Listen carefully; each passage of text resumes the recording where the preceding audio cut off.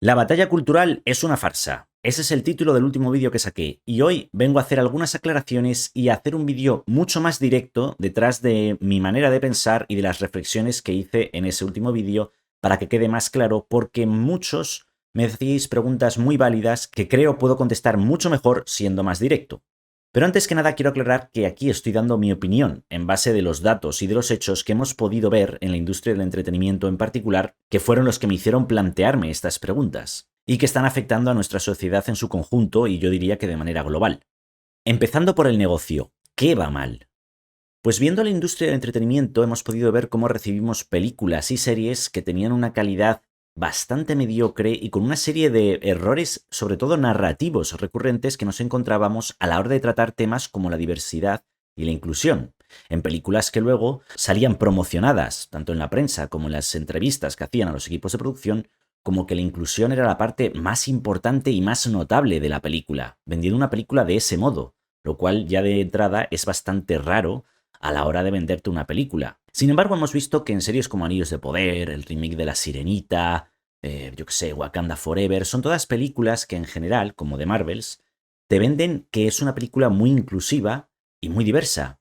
Y sin embargo, luego vemos que la calidad narrativa, sobre todo, es bastante mediocre y los personajes diversos o inclusivos que representan están tratados de una manera sumamente superficial. No se te hacen reales, no se te hacen verosímiles. Entonces dije, bueno, ¿por qué nosotros como cliente, en vez de estar recibiendo películas o series con la calidad a la que acostumbrábamos en los 90, al principio de los 2000, ahora estamos empezando a recibir un montón de películas que, sobre todo, incluso en su publicidad, se centran en el mensaje, en diversidad, en inclusión, a veces en medio ambiente?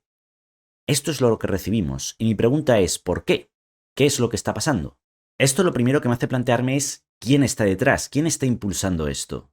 Porque cuando yo pienso en cómo debería funcionar la industria de entretenimiento de la manera más simple posible, lo que se me ocurre es centrarme en el empresario.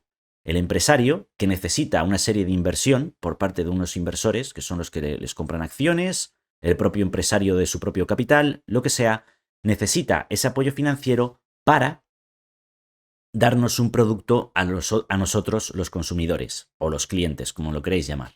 Este producto, en el caso de esta industria, pues son películas, son series, merchandising de esas películas, y lo que ellos reciben a cambio, por nuestra parte, es el dinero. Cuando vamos al cine a ver una película, cuando estamos en un canal de televisión que ha comprado los derechos de esa serie o de esa película a la productora, cuando compramos merchandising, por ejemplo, de esa película, que también ha ganado la empresa derechos al venderle el merchandising a, pues yo que sé, a las empresas de juguetes, por ejemplo.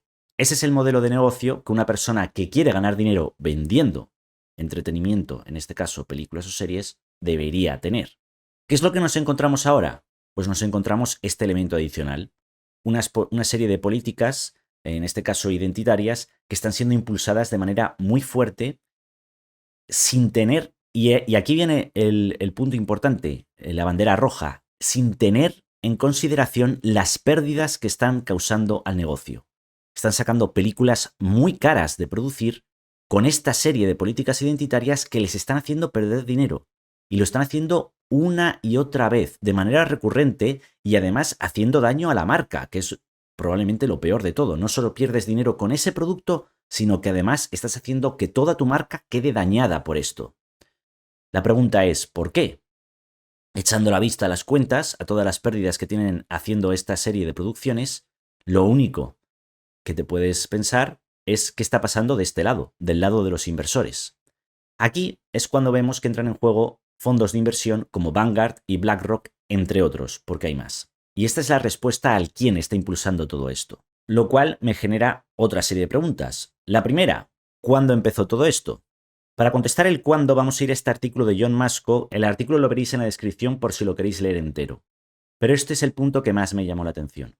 ESG entra por primera vez en la corriente principal de inversión y banca como estrategia de supervivencia.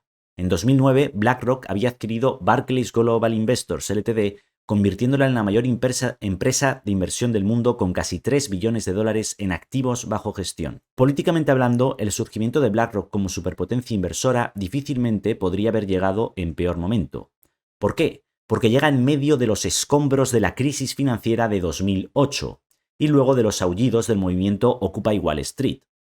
Aquí es cuando decíamos, en 2008, que si estábamos salvando a los bancos, que los fondos de inversión pues son unos capitalistas agresivos que no les importa nada lo que hacen. O sea, toda la concepción que teníamos de las empresas financieras en 2008 en general como sociedad, no digo yo en particular, era muy negativa y tenían una imagen terrible. O sea, nadie apoyaría a estos fondos de inversión y se miraba con lupa lo que hacían. La sospecha pública hacia los grandes bancos y corporaciones estaba en su punto más alto. Y las finanzas en particular se convirtieron en un juego de moralidad. Las instituciones financieras eran los villanos codiciosos, mientras que los formuladores de políticas actuaron como heroicos defensores cívicos que las controlaban. ¿Esto qué provoca? Que para BlackRock las posibilidades de continuar creciendo libremente en un clima político tan hostil parecían remotas. Y aquí este es el párrafo que leí en mi último vídeo, que los líderes de BlackRock tuvieron una epifanía, una que se repetiría en las altas esferas de varios de sus competidores a principios de la década de 2010. ¿Qué pasaría si las grandes casas de inversión pudieran renombrarse a sí mismas como tan intachablemente virtuosas y con una mentalidad cívica que su virtud eclipsara incluso a sus propios reguladores? Una estrategia así cambiaría las reglas del juego. ¿Qué es lo que les permite una estrategia así? Ahora ellos son los que están persiguiendo a las empresas en las que tienen acciones para que cumplan pues todos estos principios de medio ambiente, diversidad, inclusión. Ellos ya no son los malos codiciosos financieros que veíamos en 2008. Ellos ahora son unas personas que se han reformado, han blanqueado su imagen y están promoviendo estos principios que son tan positivos. Un medio ambiente mejor, más diversidad, más inclusión. Nada que reprochar. Lo que me lleva al por qué quieren hacer esto. Para blanquear su imagen, como estamos viendo, y la quieren blanquear para moverse más libremente. ¿Qué les permite moverse más libremente? Poder actuar de manera más activa en los consejos de administración, lo cual, si lo pensáis, es un problema, porque aquí no estamos hablando de que BlackRock, imaginaros Larry Fink, por ejemplo, el CEO de BlackRock, tenga el 10% de una empresa. No es que él tenga ese 10% de acciones. Su empresa gestiona un 10% de las acciones de esa empresa, pero que son sus clientes, los clientes de BlackRock, que son personas que han invertido en, por ejemplo, ETFs para fondos de inversión, fondos de pensiones, que simplemente han querido invertir en bolsa para tener unos ahorros extra. Da igual. El caso es que son sus clientes los que les dan el capital para que BlackRock lo gestione y compre acciones de esa empresa. De manera que Larry Fink no está hablando por sí mismo, sino está hablando por todos sus clientes. Muchos de ellos, inadvertidamente, le están dando el poder de actuar en estos consejos de administración, y lo peor de todo es que a la mayoría o les da igual o mientras les genere beneficios no se van a oponer a esto, y en muchos casos, pues muchos de sus clientes no estarán de acuerdo con las decisiones que está tomando Larry Fink en su nombre. Pero la realidad es que él, al gestionar todo este capital, es el que tiene ese poder. Este problema tiene las raíces a principios de los años 80, porque aquí se cambiaron las reglas federales de votación por poder para permitir a los administradores de fondos como BlackRock votar en nombre de sus clientes. La idea, al parecer, era buena en ese momento, en el sentido de que reconocía que pocos inversores individuales tienen tiempo para asistir a las reuniones de accionistas, o los medios para dar a conocer sus puntos de vista a los dirigentes de la empresa. Pero la contrapartida es que otorgó un gran poder a las compañías de inversión, ciertamente bajo el entendimiento de que votarían en nombre de sus clientes con un solo propósito. Repito, con un solo propósito: la maximización de ganancias y retornos para los accionistas. Sin embargo, era solo cuestión de tiempo que ese poder fuera explotado. Y lo estamos viendo hoy, cuando los fondos de inversión ya no tienen en mente que una empresa te esté dando la máxima capitalización posible, el máximo rendimiento, el máximo beneficio. Ahora no les interesa que la película que están sacando sea lo mejor posible, sino que esa película tenga cierto mensaje que les apoye. ¿Por qué les interesa ya no que a lo mejor Disney te esté dando los máximos beneficios posibles, sino que esté sobre todo y en primer lugar promoviendo las políticas de medio ambiente, diversidad e inclusión? Porque ellos están utilizando todo este ambiente en el que estos temas están tan candentes y en el que hay un apoyo tan ruidoso hacia principios como estos, para que cuando van a un consejo de administración y dicen, oye, esta empresa no está siguiendo los principios de diversidad e inclusión? ¿Estáis tratando de manera discriminatoria a vuestros empleados o no estáis teniendo suficientes medidas a favor del medio ambiente? Así que vamos a votar en vuestra contra y poner, por ejemplo, en el Consejo de Administración a miembros que nosotros consideremos que tienen que estar.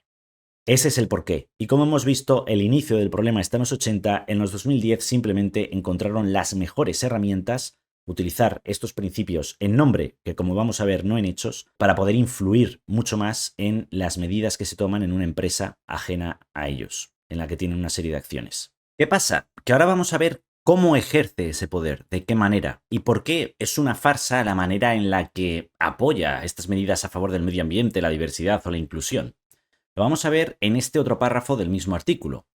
¿Cómo ejerce el poder? Pues en 2020 BlackRock vota en 16.200 juntas de accionistas, sobre 153.000 propuestas de empresas. Según el informe anual de gestión de la propia empresa de BlackRock, en 2020 identifican 244 empresas que no estaban logrando avances suficientes en la integración del riesgo climático en sus modelos de negocio o divulgaciones. Dice que de estas empresas votaron contra 53, el 22%, y que a las demás, las 191 restantes, las ponen bajo vigilancia. Aquellos que no logran avances significativos corren el riesgo de votar acciones contra la administración en el 21. En el mismo informe de BlackRock, se jactan de haber votado en contra de la dirección más de 1.500 veces por diversidad insuficiente. Claro, ¿quién tiene los bemoles ahora de coger y en masa criticar a BlackRock por ir en contra de la dirección de estas empresas cuando el motivo que ellos dicen por el que han votado en contra de esos consejos es diversidad insuficiente? Pues no creo que vaya a haber un gran apoyo para ponerse en contra de esta intervención por parte de BlackRock. Este enfoque intervencionista no se limitó a BlackRock. Si nos vamos a este artículo publicado originalmente en la revista Bloomberg, podemos ver cómo una investigación de Bloomberg Business Week dice que las calificaciones que BlackRock cita para justificar la etiqueta sostenible del fondo casi no tienen nada que ver con el impacto ambiental y social que las empresas del fondo tienen en el mundo. Y aquí como ejemplo dicen que solo una de las 155 mejoras ESG de las empresas del S&P 500 citaba como factor un recorte real de las emisiones. Y sin embargo, todas estas empresas tienen la certificación sostenible por parte de BlackRock. Para entrar un poquito más en detalle en comparación con el último vídeo, las calificaciones provienen del MSCI Inc., que cuenta con BlackRock como su mayor cliente. Esas calificaciones, que dominan el mundo de la inversión sostenible, han abierto la puerta a empresas propietarias de ESG-U, que han estado entre las consideradas las peores infractoras por algunos inversores centrados en la responsabilidad ambiental y social. Entre ellos se incluyen gigantes de combustibles fósiles como Chevron y ExxonMobil, junto con Facebook, ahora llamada Meta Platforms, Amazon, McDonald's, JP Morgan Chase, que es el mayor financiador de proyectos de combustibles fósiles desde los acuerdos de París de 2015. Por ejemplo, si vamos a la lista de 2022, podemos entrar aquí y ver si tienen a JP Morgan. Aquí está, JP Morgan Chase, aparece en el puesto 28. JP Morgan, que hemos dicho que era una de las que más invertía en combustibles fósiles, aparecía en el 28. ExxonMobil Corp aparece en el 89. En el 20, que mencionaba en mi otro vídeo, aparecía Ford. Aquí la tenemos, Ford Motor. General Motors aparece en el 30. ¿Sabéis dónde aparece Tesla? No está entre las 100 primeras. Creo que estaba en el 500 y pico en el 2022. ¿Os parece eso normal? Una empresa que ha fabricado coches eléctricos desde su inicio hasta el día de hoy, la empresa que más coches eléctricos vende en el mundo, no está en el top 100. ¿Por qué? Elon Musk no les hace las gracias a esta gente de los fondos de inversión. Él toma sus propias decisiones y no teme a las repercusiones que puedan tomar en sus consejos de administración. ¿Qué pasa? Pues que tiene una nota ESG pésima. Así es como operan estas compañías. Lo que me lleva a la siguiente pregunta. ¿Cómo están actuando estos fondos de inversión para que los criterios ESG que estamos viendo, de medio ambiente, diversidad e inclusión, estén siempre en el centro de conversación y sean el foco del debate? Por un lado, Fink estipula que las empresas deben revelar su riesgo climático a los inversores utilizando métodos contables creados por dos organizaciones, constituidas principalmente por representantes de empresas de inversión, es decir, la propia BlackRock decide, y organizaciones internacionales como la ONU, el Banco Mundial y CFI. Y esto no es ninguna broma. Si entramos, por ejemplo, en páginas como Yahoo Finance, aquí lo podéis ver, como puse también en el vídeo, podemos encontrar cómo te metes en The Walt Disney Company, aquí tienes un resumen y aquí te puedes ir a Sustainability, que sostenibilidad en español, y esto está en todas las empresas. Aquí lo que viene es un porcentaje de riesgo ESG Risk Score. Te ponen una comparación, te ponen unos ratings y te ponen el nivel de controversia, le llaman aquí. Esto lo podéis encontrar ahora en todas las empresas. Es un hecho que estos criterios los están utilizando, por lo menos de cara a la galería, para invertir o no en una empresa. Y todo esto ha sido impulsado por estos fondos de inversión, que son dueños de prácticamente las empresas de todas las empresas más grandes del mundo, en las que son principales accionistas. Por ejemplo, para esto os podéis ir a mi último vídeo, pero por poneros aquí un ejemplo, aquí tenemos Disney. Te vas a las instituciones que tienen más acciones y te aparece Vanguard en primer lugar, BlackRock en segundo, Fondo de Inversión, State Street, Fondo de Inversión, Morgan Stanley, Fondo de Inversión. Empiezas a sumar todas estas y bueno, ya te haces una idea de qué porcentaje de las acciones tienen. Además, tened en cuenta que luego Vanguard y BlackRock tienen acciones unas de otras, o sea, están todas entremezcladas y todas tienen los mismos intereses y los mismos propietarios. Vale, ahora ya hemos visto cómo ejercen poder estas compañías. ¿Qué necesitan estas compañías para seguir ejerciendo su poder? Pues una sola cosa, que estos problemas o sigan existiendo o mejor dicho, que la gente siga hablando de ellos en todo momento y con la máxima repercusión posible. O sea, esto tiene que ser el pan de cada día. Para conseguir que esto sea así, los fondos de inversión van a hacer notar su influencia en particular en medios de comunicación, en los que también son accionistas mayoritarios, sobre todo los más grandes medios de comunicación son los que más afectados van a estar por este tipo de medidas. Luego tenemos productoras de entretenimiento, sobre todo en Hollywood, vamos a ver que tienen su influencia en todas las mayores productoras. En mi vídeo anterior vimos, por ejemplo, Walt Disney, Warner Bros., Netflix, y también incluí la influencia que tienen en Apple, por Apple TV, que va a ser una de las productoras que más va a crecer en los próximos años, y Amazon Studios, que más de lo mismo. Esto también explica por qué fue tan problemático y tan controversial que Elon Musk comprase Twitter y dijese que iba a ser una plataforma de libre expresión. Porque si es una plataforma de libre expresión en la que no se va a dar más peso a estas ideas que defiende BlackRock y que necesita que sean más habladas, pues es un problema. Aunque al final, mientras siga existiendo ese debate, no hay problema para ellos. Lo que necesitan es que exista y que ellos puedan seguir interviniendo en un consejo de administración, poniendo una de estas excusas como el motivo del que están interviniendo en esa empresa y que la gente en general y los órganos de gobierno no les pongan ninguna queja. ¿Y cuál es el mayor problema que yo tengo con todo esto? Pues que ahora hay conceptos, hay definiciones que han perdido todo su significado. ¿Por qué? Porque las están utilizando desde estos fondos de inversión a la cabeza, están pues malinterpretando y utilizando definiciones como medio ambiente, como diversidad, como inclusión, de una manera manipuladora, de una manera hipócrita, haciendo más mal que bien por muchas de estas causas. Hay muchas palabras que ya cuando hablas de diversidad e inclusión, ¿de qué estás hablando exactamente? ¿De la inclusión tokenista que te meten, por ejemplo, en The Marvels o en la serie de Cleopatra de Netflix? ¿Documental? Decían. ¿Estamos hablando de inclusión cuando hablamos de eso?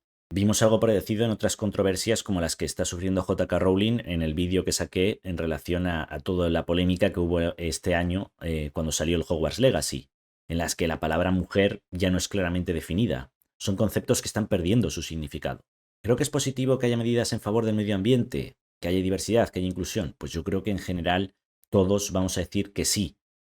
Pero también es verdad que todos hoy en día vamos a decir que sí, pero porque no estamos de acuerdo en la manera en la que estudios como Walt Disney están llevando estos principios a la gran pantalla o empresas están abanderando estas ideas de una manera hipócrita y falaz.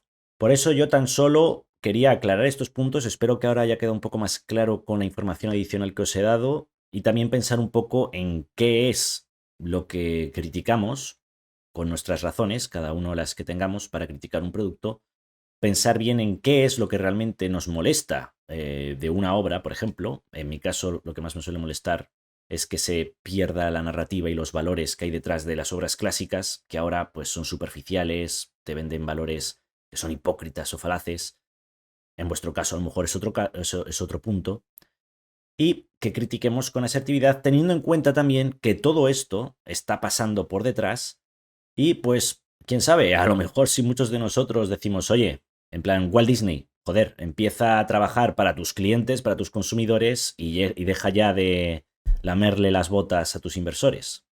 Yo creo que tal vez con eso consigamos cambiar algo. Desde luego, cuanto más informados estemos todos, estoy seguro de que mejor irán las cosas. Y no digo que todo lo que haya dicho sea 100% cierto o que no se haya equivocado algún dato, tanto por ejemplo este artículo que he sacado o que en Yahoo Finance la información que estén dando las compañías sea veraz. Yo, en general, dudad de todo, pero al final los hechos están ahí. Podemos ver qué tipo de películas están sacando, podemos ver qué tipos de intereses las mueven, podemos sacar nuestras propias conclusiones, esas serán más o menos acertadas, pero al menos no estamos creyendo ciegamente lo que nos dicen un medio de comunicación, una productora, un productor, whatever.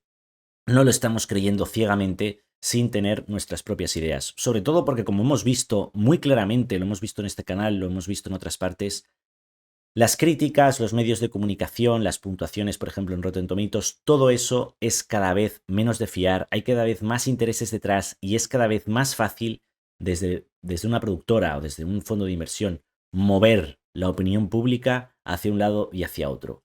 Y algo tan sencillo como a influenciar a una crítica o en un medio de comunicación es ya prácticamente garantizado. Es algo que yo creo todos o casi todos tenemos ya asumido que eso es así. Así que creo que es muy importante que nosotros mismos seamos los que generemos nuestras propias opiniones, pues adquiriendo información de todas las fuentes que podamos encontrar. Internet, pues nos da mucha información falsa, nos da mucha información que no es la mejor posible, la información de los medios de comunicación, pues no siempre es veraz, pero al final, comparando un medio de comunicación con otro y sacando información propia de diferentes fuentes, podemos forjar una opinión propia que puede ser más o menos acertada, pero al menos la habremos reflexionado nosotros y no estaremos comprando la opinión de una tercera persona que nos haya dado. Dicho lo cual, yo os he dado la información que he recabado de la manera más honesta posible a través de las fuentes que os pondré en la descripción. Y nada más, el próximo vídeo que sacaré será de Attack on Titan, ya me cansé de este tema, pero quería reflexionar sobre el origen de todos los problemas que nos estamos encontrando en el entretenimiento. Así que nada, hasta que nuestros caminos se vuelvan a cruzar, buen camino.